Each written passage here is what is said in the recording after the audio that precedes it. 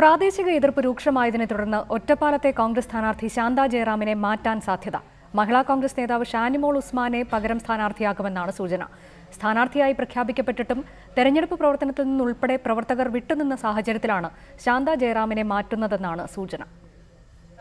സ്ഥാനാർത്ഥി നിർണയവുമായി ബന്ധപ്പെട്ട പ്രശ്നങ്ങൾ പൊട്ടിത്തെറിയിലേക്ക് നീങ്ങിയ സാഹചര്യത്തിലാണ് ഒറ്റപ്പാലത്ത് കോൺഗ്രസ് സ്ഥാനാർത്ഥിയായ ശാന്ത ജയറാമിനെ മാറ്റാൻ കോൺഗ്രസ് നേതൃത്വം ആലോചിക്കുന്നത്.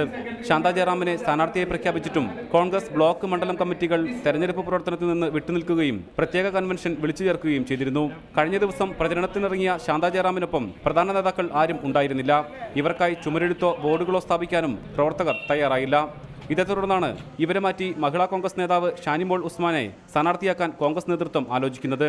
ഇത് സംബന്ധിച്ച അറിയിപ്പ് രണ്ടുപേർക്കും പാർട്ടി നേതൃത്വം നൽകിക്കഴിഞ്ഞു.